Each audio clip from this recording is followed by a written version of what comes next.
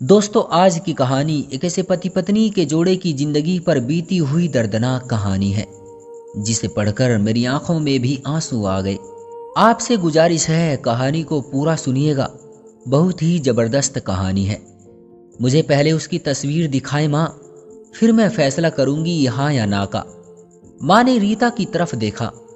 अच्छा, हम तुम्हारे लिए क्या कोई अच्छा लड़का नहीं देखेंगे? रीता गुस्से से बोली। माँ, बस लड़का देखना है मुझे।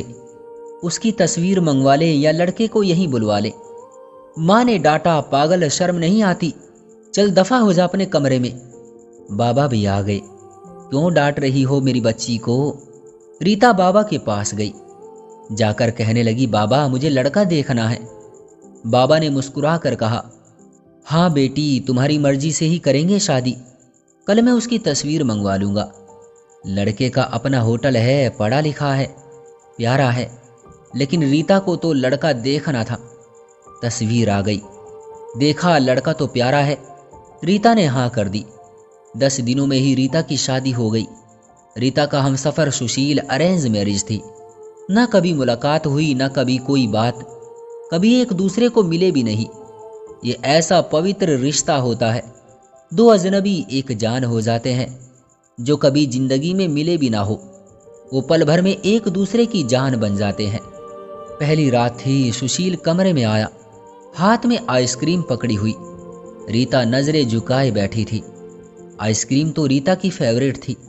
सुशील ने नमस्ते किया, पास बैठ गया। सुशील थोड़ा सा शरारती भी था। आइसक्रीम खाते हुए बोला, जितने पैसे शादी पर खर्च किए, इतने की काश मैं आइसक्रीम खा लेता। रीता का घूंघट उठाकर बोला, आप खाएंगी पहले? तो रीता ने शर्माते हुए मना कर दिया। फिर सुशील ने प्यार से कहा, खा ले, प्यार बढ़ेगा। रीता को आइसक्रीम दी और खुद चेंज करने लगा। रीता सारी आइसक्रीम खा गई। सुशील ने जब पूछा, आइसक्रीम कहाँ है, तो रीता मुस्कुराने लगी। वो तो मैं खा गई। सुशील भी मुस्कुराने लगा। बहुत कंजूस हो आप। पहले कहती नहीं खाती और अब देखो सारी की सारी खा गई। हाय मेरे 50 रुपये। 50 रुपये की थी। रीता सुशील को पहली ही रात इतना तो समझ गई थी कि सुशील दिल का बहुत अच्छा है।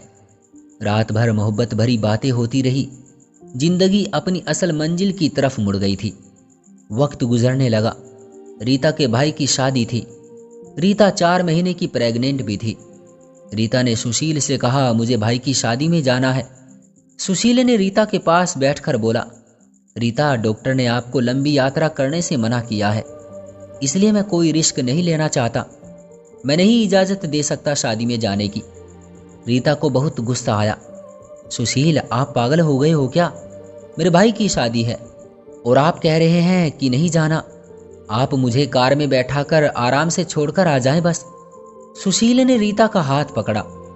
मोहब्बत से फिर समझाने लगा, रीता, क्यों बेकार की जिद करती हो?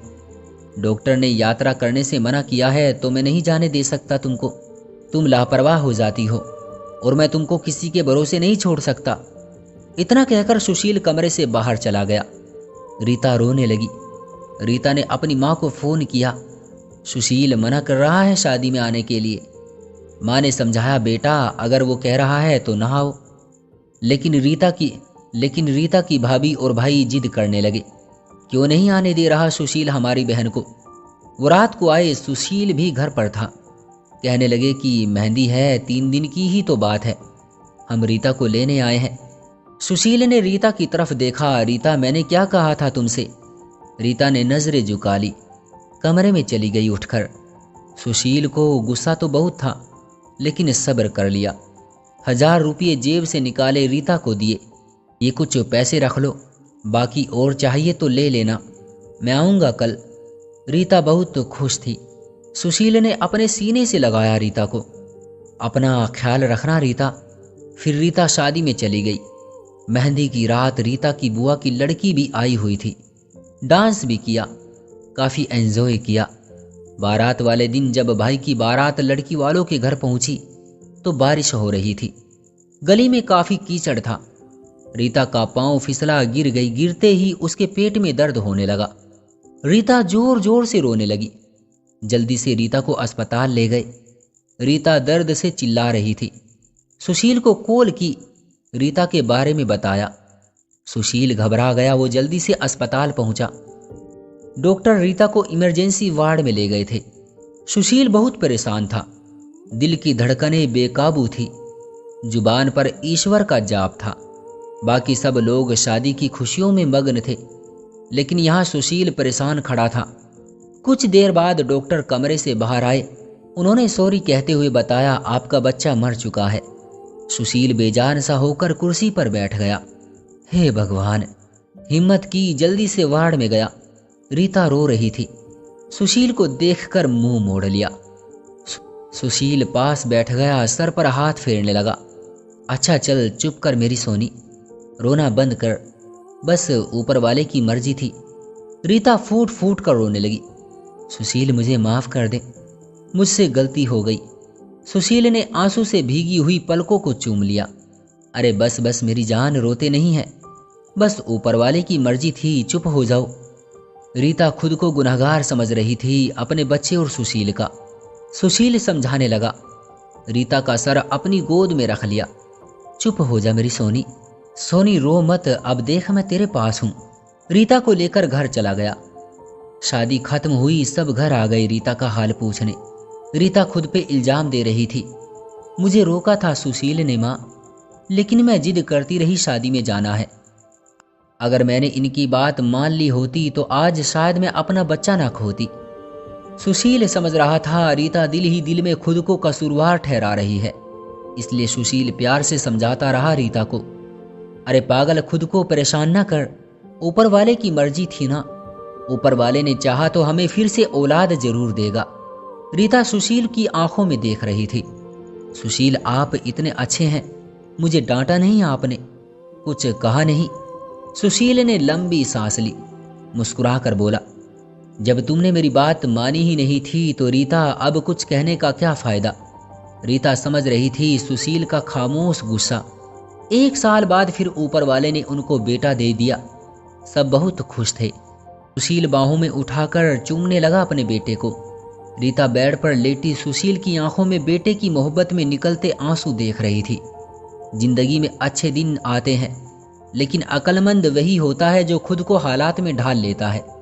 सुशील के 2 भाई जो सुशील से अमीर थे, उन दोनों भाइयों का अपना अच्छा खासा बिजनेस था, लेकिन सुशील का छोटा सा होटल था जिससे बस गुजारा हो रहा था। रीता ने जिद की, सुशील बच्चे को गर्मी लगती है, इसलिए ये बहुत रोता है, मुझे कमरे में एसी लगवा कर दे। सुशील ने सर पर हाथ रखा। अरे रीता, पागल हो गई हो क्या, मेरे पास नहीं है इतने पैसे एसी के लिए। रीता ने जिद की, मुझे एसी चाहिए बस कमरे में। सुशील अपने बेटे को सीने पर लेटाकर खेल रहा था उसके साथ। रीता बस एसी लगवाने की जिद किए बैठी थी। सुशील ने रीता का हाथ पकड़ा, अपने करीब किया। रीता, पता नहीं क्यों इतनी जिद्दी हो तुम, लगवा दूंगा एसी। ये लो, सो गया है मेरा राजकुमार, इसको लेटा लो। 2 साल बाद ऊपर वाले ने एक बेटी भी दी उनको। वो बहुत खुश थे। हर अच्छी बुरी ख्वाहिश पूरी करता था सुशील, लेकिन फिर भी छोटी छोटी बातों पर उनमें झगड़ा रहता ही था। बेटा 4 साल का हो गया था, बेटी छोटी थी। सुशील का होटल का काम अच्छा नहीं चल रहा था। सुशील कुछ परेशान था। घर आया, देखा बेटे ने उसका लैपटॉप तोड़ दिया था। रीता मोबाइल पर लगी हुई थी। सुशील ने देखा लैपटॉप टूटा हुआ पड़ा है। सुशील चिल्लाकर बोला, रीता ये क्या है। रीता ने देखा, ये आपके लाडले ने तोड़ा है। सुशील गुस्से में पहले ही था। रीता को गाली देकर बोला, तुम्हारा दिमाग काम नहीं करता, इसमें मेरा सारा डेटा था, तुम पागल हो क्या, जाओ खाना लेकर आओ। उठ जाओ, रीता गुस्से में बोली। सुशील, मैं नौकरानी नहीं हूँ, सारा दिन बच्चों को संभालूं और फिर तुम मुझे गाली दो। सारा दिन इतना काम करूं और कदर इतनी सी है, गाली दे रहे हो। रीता खाना लेकर आई। बैंगन बने हुए थे। सुशील ने बैंगन देखे, चिल्लाकर बोला, तुम्हारा दिमाग खराब है, तुमको कितनी बार समझाया है मैं बैंगन नहीं खाता। सुशील ने खाना उठाकर फेंक दिया, उठकर बाहर चला गया। इतने में बेटे ने कांच का गिलास तोड़ दिया जो हाथ पर लग गया। काफी खून बहने लगा था हाथ से। रीता ने बेटे को 1-2 थप्पड़ लगा दिए। बहुत तंग आ गई हूं मैं तुम बाप बेटे से। बेटों को उठाकर कमरे में ले गई। रो रही थी, साथ ही गुस्से में बोल रही थी, 5 साल हो गए इस इंसान के साथ, मेरी कदर ही नहीं है। बेटे के जख्म पर मरहम लगाने लगी। इतने में बेटी भूख से रोने लगी। बेटी को गोद में उठाया। इस इंसान की ऐसी हरकतें रही तो गुजारा मुश्किल हो जाएगा। रात भर सुशील घर ना आया। रीता ने भी फोन करके ना पूछा। रीता ने अपनी माँ को बताया, सुशील आजकल ना खर्चा दे रहा है, ना अच्छे से बात करता है, गालियां देता है। माँ ने कहा, अच्छा हम करते हैं बात उससे। सुशील को महसूस हुआ उसने अच्छा नहीं किया रीता के साथ। आज घर जाकर रीता को सॉरी करूंगा।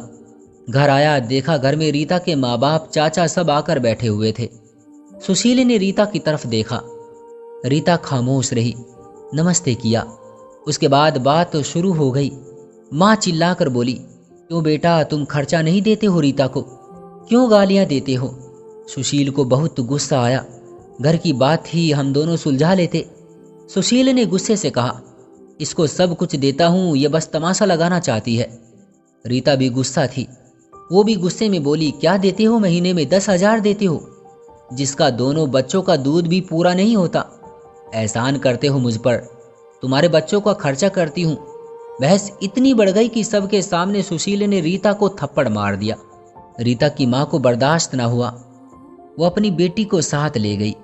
दोनों बच्चे भी साथ ले गई। सुशील ने भी ना रोका उन्हें। रीता नाराज होकर चली गई। रीता को थप्पड़ ज्यादा जोर का लगा था, निशान बन गया था चेहरे पर। माँ भी रोने लगी। न जाने पहले भी कितना जुल्म करता होगा मेरी बेटी पर कमीना इंसान। सुशील पहले से ही अपने होटल की वजह से परेशान था, काम ना होने की वजह से, और अब ये परेशानी बन गई। रीता मायके में थी, सुशील यहाँ था, घर में परेशान था। हालात इतने खराब हो गए, सुशील को अपना होटल बेचना पड़ा। 2 महीने गुजर गए। दोनों ने एक दूसरे से बात तक न की। दोनों गुरूर में थे। सुशील कहता, खुद गई है, खुद वापस आए। रीता की अकड़ थी, मनाने आएगा तो जाऊंगी। दिन गुजरते गए। 8 महीने गुजर गए। कोई बातचीत ना हुई। सुशील के एक दोस्त ने सुशील से कहा, विदेश जाना है तो बताओ, मेरे पास एक वीजा है। हालात काफी बुरे थे। सुशील विदेश चला गया। नंबर बंद हो गया। 1 साल गुजर गया। दोनों ने कोई बात न की एक दूसरे के साथ। रीता भाई से खर्चा लेती, बच्चों के दूध का या फिर दूसरी जरूरियात का। भाई कब तक दे सकते थे खर्चा, उनके भी अपने बच्चे थे। कभी रीता के बच्चे कोई नुकसान कर देते, कोई चीज तोड़ देते, तो रीता की भाभी हजारों बातें करती, ताने देती थी। रीता चुपचाप सुन लेती थी। क्या करती आखिर, किसी को कुछ बताती भी ना थी। दीपावली का दिन था। रीता ने भाई से कहा, पैसे दे दो, बच्चों को शॉपिंग करवानी है। भाभी पास से बोली, बहन साफ सी बात है, हमारे पास फालतू के पैसे नहीं हैं। उस इंसान के साथ गुजारा नहीं तो तलाक लेकर किसी दूसरे से शादी कर लो और जाओ यहां से। रीता उस दिन बहुत रोई थी। उसे एहसास होने लगा था, सुशील तो मेरे सर का ताज है। सुशील दुबई में बच्चों को याद कर बहुत रोता था। रीता पागल, बात कुछ थी नहीं, और तूने ये क्या कर दिया। उधर रीता के भाई ने रीता के लिए एक आदमी देखा जिसकी पत्नी की मृत्यु हो चुकी थी। 4 बच्चे थे उसके। भाई ने रीता से कहा, बस सुशील से तलाक ले लो और इस आदमी से शादी करके घर बसा लो अपना। रीता की आंखें भीग गई थी आंसुओं से। जल्दी से मोबाइल निकाला, सुशील को फोन लगाया। नंबर बंद आ रहा था। रीता रोने लगी, मुझे सुशील के पास ही जाना है, मुझे कोई शादी नहीं करनी किसी से। उधर सुशील का भी दिल तड़पा। उसने सोचा, मेरी रीता तो मासूम सी है, थोड़े से गुस्से पर नाराज हो जाती है, मैं खुद ही माफी मांग लूंगा अपनी जान से। वो टिकट करवाकर हिंदुस्तान वापस आ गया। रीता रो रो कर भगवान से अपने पापों, अपनी गलती की माफी मांग रही थी। हे ऊपर वाले, मुझे माफ कर दे, मुझे मेरा सुशील वापस कर दे। रात भर रोती रही। सुबह वो बेटे को नाश्ता करवा रही थी कि दरवाजे पर घंटी बजी। भाभी ने दरवाजा खोला, सामने देखा सुशील खड़ा था। रीता की नजर पड़ी सुशील पर।